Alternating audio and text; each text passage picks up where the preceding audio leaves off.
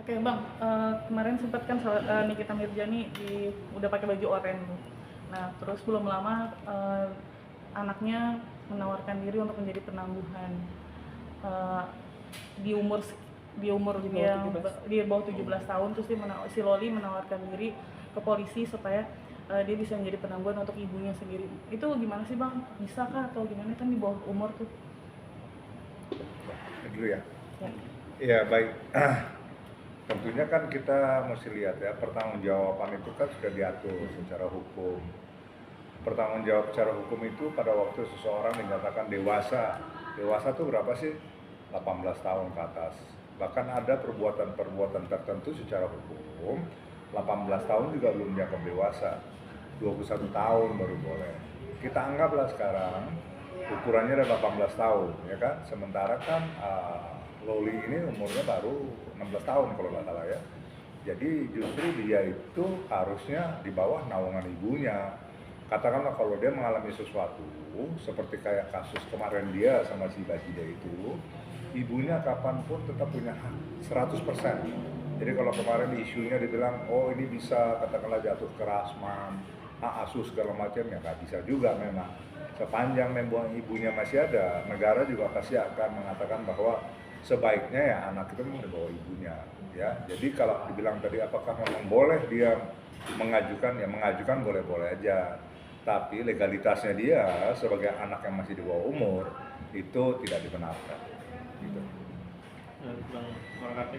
Ya, apa yang disampaikan Pak Partai benar, artinya karena dia masih di bawah umur dan dia juga bukan pelaku, artinya dia tidak bisa menggantikan posisi emaknya.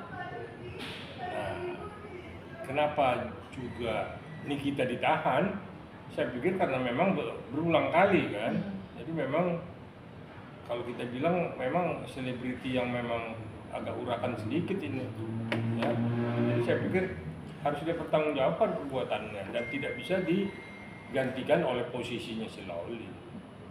Nah, tapi kan dia ini bukan sekali dua kali ya terlibat dalam kasus gitu kan. Banyak yang bilang apa kok dia bisa cuma sebentar ditahan, apa memang benar adakah yang orang kebal hukum gitu? Apakah berikutnya ini juga bakalan bisa jadi sebentar doang juga ditahan kayak sebelum-sebelumnya gitu atau gimana? Ya itu kan haknya masyarakat ya memberikan penilaian gitu ya, memprediksi karena memang seolah-olah selama ini seperti itu. Tetapi kalau kita mau mengacu atau mengukur kejadian kebal hukum itu terhadap kasus yang di Tangerang ya, terakhir ya, yang sama, di Banten ya, sama Dito Mahendra, itu nggak bisa jadi ukuran di kebal hukum karena memang hukum acaranya tidak dijalankan. Karena Dito sebagai korban, sebagai pelapor, tidak pernah hadir di persidangan waktu sudah dipanggil secara patut, ya. Dan seorang pelapor dia adalah merupakan saksi kunci yang harus didengar. Ya makanya kemarin waktu kasusnya Hotman Paris dia juga di tempat sakit, pertanyaan orang kan begitu, bagaimana kalau Hotman Paris ini katakanlah sakit terus sampai nggak bisa hadir? Ya kemungkinan menurut pendapat saya bisa dihentikan itu, ya kan, penuntutan kepada Rasman karena memang dia sebagai saksi kunci yang harus didengar tapi nggak bisa hadir dengan alasan apapun, ya kan? Jadi saya pikir kembali ke contoh yang di Banten itu, Dito nggak hadir kemudian dia bisa dihentikan, dibebaskan, itu karena hal lain, karena pelapornya nggak aktif, ya kan? Jadi artinya yang mana nih ukurannya bahwa kebal hukum gitu, ya kan? Dalam hal ini kalau dibilang kebal hukum, 1 bulan laporan, kemudian diproses langsung dinyatakan tersangka, 2 kali dipanggil nggak hadir langsung ditangkap, kan gitu ya. Artinya datang kemarin memenuhi panggilan, tapi sudah dilewat batas waktu, polisi juga nggak kasih kesempatan lagi untuk berlama-lama. Pada kesempatan dipanggil, diperiksa pertama, langsung diadakan penangkapan dan penahanan. Jadi saya pikir polisi sampai saat ini menurut penilaian saya cukup on the track. Jadi kalau bilang ada isu bahwa memang kebal hukum dan lain sebagainya, ya kita lihat aja. Yang jelas sekarang sudah dinyatakan ditahan untuk 20 hari ke depan, ya toh? Ya kita lihat bagaimana sikap polisi, ya. Dan sekarang kan banyak nih teman-temannya mau ngajukan jaminan, si ini, si itu, banyak harga besar. Tapi kan kewenangan itu semuanya, artinya blade-nya kan ada di tangan kepolisian. Sehingga polisian yang bisa katakanlah memberikan keringanan, apakah memang diberikan penangguhan atau apa, kita lihat aja ke depannya. Tapi pertimbangannya seperti apa sih Bang? Maksudnya kalau misalkan memang kalau di kita kan sekarang 20 hari ke depan ya, mungkin bisa akan diperpanjang, mungkin ada pertimbangannya seperti apa sih Bang? Ya, kalau diperpanjang, automatically itu kan perpanjangan dalam rangka penyidikan kan. Kalau belum selesai, memang boleh, ya kan? Bahkan boleh diperpanjang, ya oleh polisi. Nanti di kejaksaan juga boleh diperpanjang, di pengadilan juga boleh diperpanjang, ya dong. Jadi itu memang kewenangan yang memang dipunyai gitu ya oleh penyidik, oleh penuntut dan oleh pengadilan. Walaupun nanti berkas sudah dilimpahkan ke pengadilan, kalau mau pengadilan mengatakan yang mau terus menahan sampai dengan selesai persidangan, bisa-bisa aja. Dulu ada contoh kasus dulu yang Marcella Zalianti sama Ananda Mikola yang berapa puluh tahun yang lalu juga begitu. Dari mulai polisi ditahan, kemudian berkas disampaikan ke kejaksaan ditahan, sampai berkas dilimpahkan ke pengadilan tetap ditahan sampai diketok palu di pengadilan. Jadi ya ini kita lihat aja, saya nggak mau berandai-andai, tapi artinya kita percaya bahwa kepolisian punya kebijaksanaan, tapi apakah kebijaksanaan itu mau diberikan dengan pertimbangan apa, kita lihat nanti ke depannya. Bang Malaka, terkait uang yang 4M senilainya, kan 2M-nya infonya kan buat DP rumah di daerah Jakarta lah gitu. Terus 2 lagi nggak tahu mana, ini harus dibalikin semua, termasuk yang dari developer yang di perumahan harus balik. Kalau kan kena juga kan Bang yang developer rumah itu Bang. Buat Bang Malaka dulu gimana? Ya, jadi saya pikir uang itu kan memang uang nggak sah ya, artinya unsur pemerasannya kan memang terlihat sekali ya, sekalipun memang katanya baru dikasih 2M, yang 2M lagi entah raib kemana. Tapi yang jelas percobaan dan tindakan pemerasan itu sudah terlihat ketika uang itu sudah diterima. Dan ini kan juga memang delik aduan ya. Jadi begitu si pemberi, si pelapor itu merasa dirugikan, merasa keberatan, saya pikir dia punya hak untuk melakukan itu. Itulah yang akhirnya ini kita disidik, memang terbukti bahwa dia sudah melakukan tindakan pemerasan. Bang, terkait yang netizen bilang itu harusnya diperiksa juga dong. Terus juga kan kasusnya persidangan di kita nggak bisa dong swasta itu dibilang kecuali instansi sama instansi Bang itu bilang itu gimana Bang pasal yang hukumnya? Jadi ini kan bukan gratifikasi ya, ini bukan gratifikasi, ini dia kan bukan pegawai ASN ya, tetapi kan sesama swasta ya, cuma posisinya satu selebriti, yang satu lagi pengusaha. Nah kalau ini terjadi transaksi dengan akal-akalan, saya pikir dengan tekanan juga, ya saya pikir unsur pemerasannya terbukti sekali. Makanya penyidik berani menahan. Sekelas Nikita, kalau nggak telak bukti-buktinya, polisi juga capek. Karena ini pasti mulutnya ember bolong kemana-mana. Makanya begitu telak, ini memang sudah tidak bisa dihindari lagi. Kalau polisi bertindak itu sudah paling benar dan kita apresiasi. Sekali ini ditahan benar-benar, kalau bisa sampai nanti diantarkan ke meja hijau. Ya, jadi tidak setengah jalan. Siapapun yang mau pasang badan ganti dia, silakan aja. Tapi kan kepolisian punya pride, punya harga diri ya. Enggak mentang-mentang si Nikita terus berubah statusnya dari penahanan menjadi penangguhan. Nah, jadi saya pikir itu yang menjadi inti pokok kalau pemerasannya sudah terbukti. Artinya menurut abang-abang perilaku Nikita Mirzani ini bakal sebelum-sebelumnya memang cukup mengganggu ya sih, maksudnya meresahkan nggak sih, apalagi beberapa kasus yang udah dia lewatin. Ya faktanya memang meresahkan. Ini kan menjadi isu yang katakanlah semua orang menanggapi, nasional menanggapi gitu, seluruh Nusantara menanggapi masalah itu. Jadi kalau itu sih udah fakta. Yang saya mau sampaikan di sini gini, ini bukan mengajarin ya kan, tetapi dari segi pengalaman, pada waktu kemarin isunya memang bahwa ini akan diangkat, ya kan, Reza Gledis ini akan mengambil langkah hukum, harusnya buru-buru itu duit dipulangin, ya kan? Contoh, ya kasus-kasus nih, banyak kasus-kasus yang diusut sama KPK, ya kan? Ada barang bukti penyuapan dan lain sebagainya, katakanlah ya, kepada pengacara, kepada segala macam, Tapi kalau orangnya jeli dan pintar, segera pendekatan, ini Pak, saya terima ini, saya nggak ngerti nih uang apa, saya pulangin. Nah masalahnya kemarin sudah terangkat isu bahwa ini seolah-olah adalah dengan katakanlah intimidasi ya, dengan pemerasan, melalui ancaman segala macam, diterima dana itu tapi nggak segera dananya dikembalikan.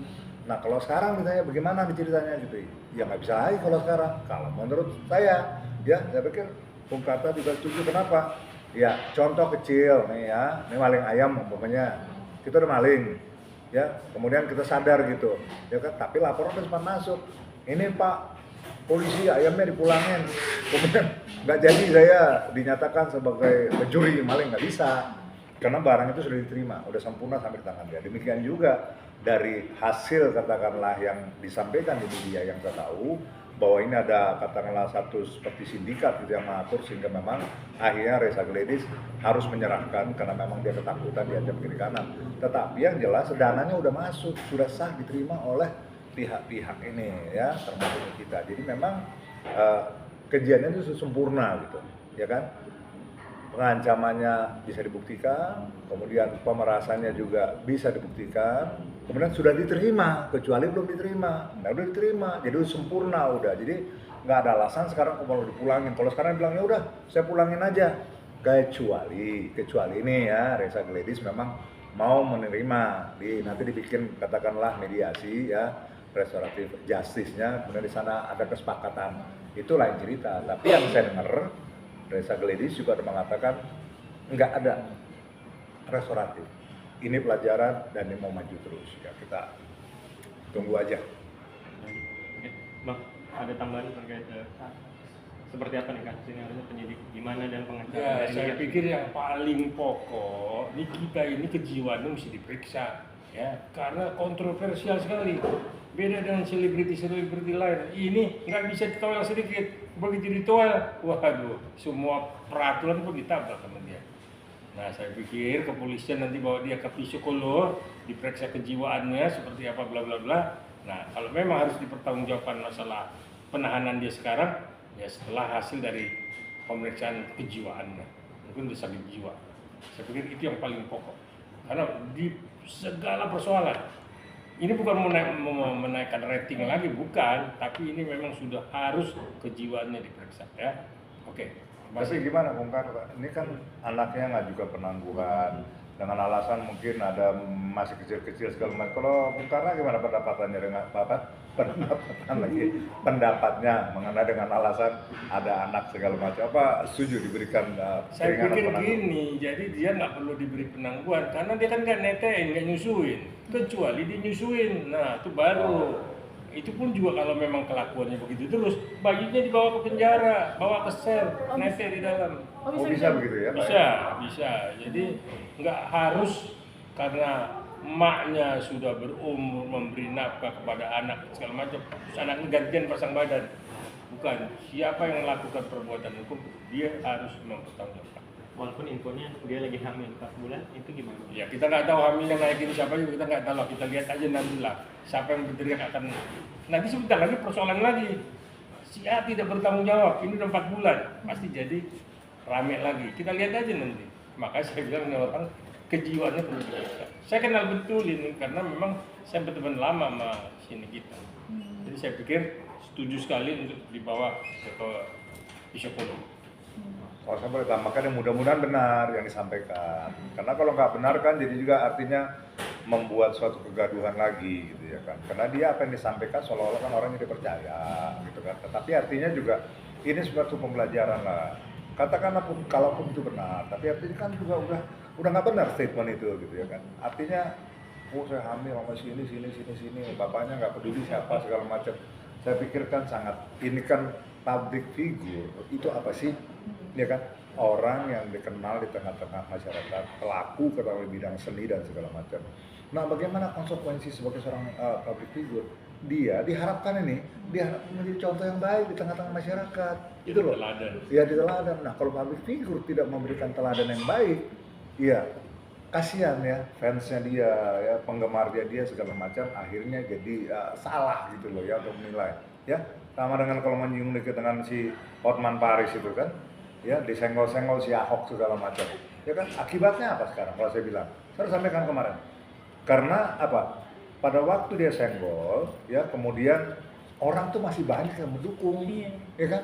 Nah akhirnya sekarang kita lihat nih komentar orang mulai berbalik, netizen yang dulunya pro dia, sekarang udah berbalik mendukung si Ahok. Nah artinya begini, kita boleh kaya, kita boleh punya nama, kita boleh besar segala macam, tapi jaga kesombongan hidup itu yang akan membuat kita runtuh, ya kan? Pada waktu kita punya uang, kita punya harta segala macam, apa yang paling penting dalam hal itu? Dalam hal ini bersosialisasi, orang menghormati kita. Ya, saya nggak punya banyak sesuatu. Bung Karta juga mungkin nggak punya banyak sesuatu, tapi kita punya harga diri dan kita dihormati orang. Daripada lu punya ruang, tapi pas lewat, dia begini, ngapain hidup begitu? Ya kita nggak muda lagi. Kita ini paling senior loh.